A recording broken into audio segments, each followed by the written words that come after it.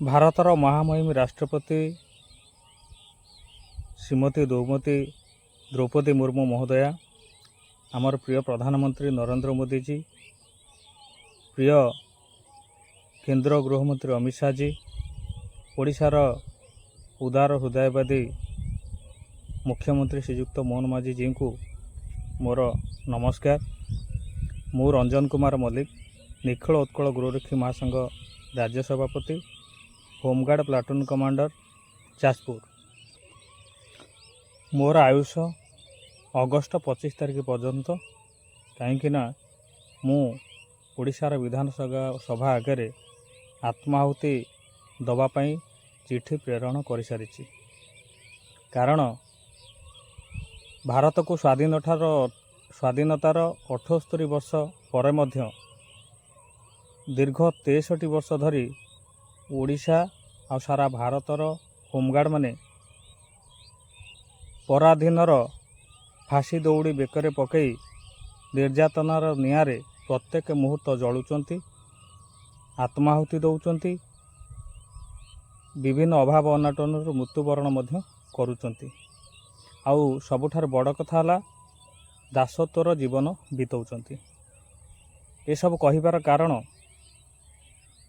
ଦେଶ ସ୍ୱାଧୀନ ହେଇଛି ସତ, କିନ୍ତୁ ହୋମଗାର୍ଡ଼ ଆକ୍ଟ 1961-62 ଯେଉଁ ସ୍ୱେଚ୍ଛାସେବୀ ଅଛି, ସ୍ୱୟଂସେବକ ଅଛି, ଉକ୍ତ ଧାରାର ଉପରିସ୍ଥ ଅଧିକାରୀମାନେ ତା'ର ଫାଇଦା ଉଠାଉଛନ୍ତି, ହୋମଗାର୍ଡ଼ମାନଙ୍କୁ ନିର୍ଯାତନା ଦେଉଛନ୍ତି, ଆଉ ତାଙ୍କୁ ଦିନକୁ ଦିନ ଶକ୍ତିହୀନ କରୁଛନ୍ତି, ଆଉ ତାକୁ ନିର୍ଯାତନା ପରେ ନିର୍ଯାତନା ଦେଇ ଚାଲିଛନ୍ତି। ଏହି ଘଟଣା ବା 1961-62 ଆକ୍ଟକୁ ନେଇ ଓଡ଼ିଶାରେ ହୋମଗାର୍ଡ଼ମାନଙ୍କୁ ବେଶୀ ନିର୍ଯାତନା ଦିଆଯାଉଛି। ଯେଉଁ କାରଣ ପାଇଁ ଆମେ ମାନ୍ୟବର ସୁପ୍ରିମକୋର୍ଟରୁ 2023ରେ ନ୍ୟାୟ ପାଇ ମଧ୍ୟ ତାହା ସମ୍ପୂର୍ଣ୍ଣ ନ୍ୟାୟ ଆମେ ପାଇପାରିନୁ। ଅନ୍ୟପକ୍ଷରେ ମହାମହିମ ରାଷ୍ଟ୍ରପତିଙ୍କୁ ମୁଁ ଇଚ୍ଛା ମୃତ୍ୟୁ ମାଗିଥିଲି କେବଳ ଏହି କାରଣ ପାଇଁ। ମହାମହିମ ରାଷ୍ଟ୍ରପତିଙ୍କ ପାଖରେ ମୋ ଚିଠି ପହଞ୍ଚିଥିଲା। ଉକ୍ତ ଚିଠି ପୂର୍ବତନ ସରକାରକୁ ମଧ୍ୟ କରାଯାଇଥିଲା, ତା'ର କୈଫତ ମଧ୍ୟ ମଗାଯାଇଥିଲା। କିନ୍ତୁ ପୂର୍ବତନ ସରକାର ମହାମହିମ ରାଷ୍ଟ୍ରପତିଙ୍କୁ ସେ ଚିଠିରେ ମିଛ କଥା ଦେଖିକି ଦେଇଛନ୍ତି। RTI ଆକ୍ଟରେ କୌଣସି ତଥ୍ୟ ମାଗିଲେ ତାହା ମଧ୍ୟ ଭୁଲ ଦିଆଯାଉଛି। ବର୍ତ୍ତମାନର ପ୍ରିୟ ମୁଖ୍ୟମନ୍ତ୍ରୀ ମୋହନ ମାଝୀଙ୍କୁ ମଧ୍ୟ ଓଡ଼ିଶାର ହୋମଗାର୍ଡ଼ମାନଙ୍କ ବିଷୟରେ ଭୁଲ ତଥ୍ୟ ଦିଆଯାଉଛି। ଏଠି ଦରମା ତ ଦୂରର କଥା, ଯେଉଁ ଓଡ଼ିଶା ହୋମଗାର୍ଡ଼ମାନଙ୍କର ଯେଉଁ ପୂର୍ଣ୍ଣ ଡ୍ରେସ୍ କୋଡ଼୍ ତାଙ୍କ ର୍ୟାଙ୍କ ହିସାବରେ ଏଠି ମିଳୁନାହିଁ। ମହାମହିମ କଥାର ଅଛି, ଲକ୍ଷେ ଶିବ ପୂଜିଲେ ପୁଅ ମିଳେ, 12 ବର୍ଷ ତପସ୍ୟା କଲେ ଭଗବାନଙ୍କ ଆଶୀର୍ବାଦ ମିଳେ ବା ବର ମିଳେ। ଠିକ୍ ସେହିଭଳି ଭାରତର ହୋମଗାର୍ଡ଼ମାନେ ବା ଓଡ଼ିଶାର ହୋମଗାର୍ଡ଼ମାନେ ଦୀର୍ଘ 63 ବର୍ଷ ଧରି ନିର୍ଯାତନାର ନିଆଁରେ ଜଳିଲା ପରେ, ଦାସତ୍ୱର ଜୀବନ ବିତାଉଥିଲା ବେଳେ, ନିର୍ଯାତନା ପ୍ରତ୍ୟେକ ମୁହୂର୍ତ୍ତରେ ନିର୍ଯାତନାର ଶିକାର ହେଉଥିଲା ବେଳେ, ଏହି ସ୍ୱେଚ୍ଛାସେବୀ ଶବ୍ଦ ଉଠାଇବା ପାଇଁ ବା ହୋମଗାର୍ଡ଼ମାନଙ୍କୁ ରେଗୁଲାର କରିବା ପାଇଁ ଭଗବାନଙ୍କ ଆଶୀର୍ବାଦ ସଦୃଶ ଆମର ପ୍ରିୟ ପ୍ରଧାନମନ୍ତ୍ରୀ ନରେନ୍ଦ୍ର ମୋଦିଜୀ, ପ୍ରିୟ କେନ୍ଦ୍ର ଗୃହମନ୍ତ୍ରୀ ଅମିତ ଶାହାଜୀ, କେନ୍ଦ୍ରମନ୍ତ୍ରୀ ଧର୍ମେନ୍ଦ୍ର ପ୍ରଧାନଜୀ ଆମକୁ ସାରା ଭାରତର ହୋମଗାର୍ଡ଼ମାନଙ୍କୁ, ଓଡ଼ିଶାର ହୋମଗାର୍ଡ଼ମାନଙ୍କୁ ରେଗୁଲାର କରିବା ପାଇଁ କଥା ଦେଇଛନ୍ତି।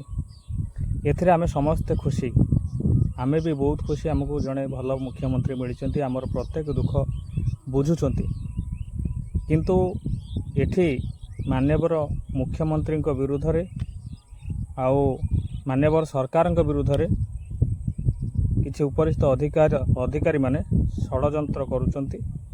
ଓଡ଼ିଶା ହୋମଗାର୍ଡ଼କୁ ସବୁଦିନ ପାଇଁ କ୍ରୀତଦାସ କରିକି ରଖିବା ପାଇଁ ଷଡ଼ଯନ୍ତ୍ର କରୁଛନ୍ତି। ଆଉ ଏଠି ପ୍ରତ୍ୟେକ ମୁହୂର୍ତ୍ତରେ ହୋମଗାର୍ଡ଼ ନିର୍ଯାତନାର ଶିକାର ହେଉଛନ୍ତି। ଏଠି ପ୍ରତ୍ୟେକ କ୍ଷେତ୍ରରେ ମୁଖ୍ୟମନ୍ତ୍ରୀ ସାର୍ଙ୍କୁ ହୋମଗାର୍ଡ଼ଙ୍କ ବିରୁଦ୍ଧରେ ମିଛ କଥା କୁହାହେଉଛି।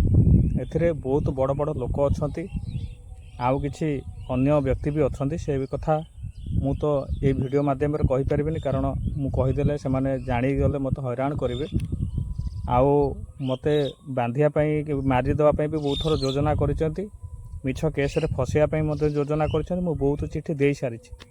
ମୁଁ ନିରାଶ ହେଲା ପରେ ଏଇ ଆତ୍ମାହୁତି ଚିଠି ଦେଇଛି। ଆଉ ଏ ଭିଡ଼ିଓ ମାଧ୍ୟମରେ ମୁଁ ଆପଣଙ୍କୁ ଜଣେଇ ଦେବାକୁ ଚାହୁଁଛି। କାହିଁକିନା ଏଠି ମାନ୍ୟବର ସରକାର ମାନ୍ୟବର ମୁଖ୍ୟମନ୍ତ୍ରୀ ମୋହନ ମାଝୀ ସାର୍ଙ୍କ ପାଇଁ, ମାନ୍ୟବର ସରକାରଙ୍କ ପାଇଁ ଆଉ ଓଡ଼ିଶା ହୋମଗାର୍ଡ଼ଙ୍କୁ ସବୁଦିନ ପାଇଁ ଦାସ କରିକି ରଖିବାର ପ୍ରକ୍ରିୟାକୁ ଜାରି ରଖିବା ପାଇଁ ବହୁତ ବଡ଼ ବଡ଼ ଷଡ଼ଯନ୍ତ୍ର ଚାଲିଛି। ଯେଉଁ ଷଡ଼ଯନ୍ତ୍ରର କାଗଜ ପ୍ରମାଣପତ୍ର ସହିତ ମୋ ପାଖରେ ଅଛି। ଏ ଲଢ଼େଇ ମୋର ସରକାରଙ୍କ ବିରୁଦ୍ଧରେ ନୁହେଁ କି ଆମ ଜିଲ୍ଲାର ହାୟର ଅଥରିଟି ଆମ ଏସ୍ପି ସାହେବଙ୍କ ବିରୁଦ୍ଧରେ ନୁହେଁ। ଏଇଟା 1961-62 ମସିହା ବ୍ରିଟିଶ ଆକ୍ଟ ଆଇନ, ଯେଉଁଟାକି ହୋମଗାର୍ଡ଼ଙ୍କୁ ପ୍ରତ୍ୟେକ ମୁହୂର୍ତ୍ତରେ ତଡ଼ପେଇ ମାରୁଛି, ଯାହାର ଫାଇଦା ଉପରିସ୍ଥ ଅଧିକାରୀମାନେ ନେଉଛନ୍ତି। ସେଥିପାଇଁ ମୁଁ ଆପଣଙ୍କୁ ସବୁ କ୍ଷେତ୍ରରେ କୋର୍ଟ କଚେରୀ ମାଧ୍ୟମରେ, ନ୍ୟାୟପାଳିକା ମାଧ୍ୟମରେ ସବୁଆଡ଼େ ଫେଲୁଅର ହେଲା ପରେ ମୁଁ ଏ ନିଷ୍ପତ୍ତି ନେଇଛି। କାରଣ ଏହାଦ୍ୱାରା ମୋ ପରିବାର ଲୋକମାନେ ହଇରାଣ ହେଉଛନ୍ତି। ମୋତେ ବି ମେଣ୍ଟାଲ ହାରାସମେଣ୍ଟ କରାଯାଉଛି। ସେଥିପାଇଁ ମୁଁ ଏ ନିଷ୍ପତ୍ତି ନେଇଛି। ମାନ୍ୟବର ପ୍ରଧାନମନ୍ତ୍ରୀ ମହୋଦୟ, ମୁଖ୍ୟମନ୍ତ୍ରୀ ମହୋଦୟ, କେନ୍ଦ୍ରମନ୍ତ୍ରୀ ଧର୍ମେନ୍ଦ୍ର ପ୍ରଧାନ ସାର୍ ଆଉ ଅନ୍ୟପକ୍ଷରେ ଆମର ଅମିତ ଶାହ ଜୀଙ୍କୁ ମୁଁ ଅନୁରୋଧ କରିବି, ଯେତେ ଶୀଘ୍ର ହୋମଗାର୍ଡ଼ମାନଙ୍କର ଏଇ 61-62 ମସିହା ଆକ୍ଟ ହଟିବ ଆମେ ଖୁସିରେ ରହିବୁ। ନହେଲେ ଏମିତି ଦୁଃଖପୂର୍ଣ୍ଣ ଆଉ ମେଣ୍ଟାଲ ହାରାସମେଣ୍ଟ ଜୀବନ ବିତେଇବା ଅପେକ୍ଷା ପୋଡ଼ି ହେଇକି ମରିଯିବା ସବୁଦିନ ପାଇଁ ଭଲ। ନମସ୍କାର।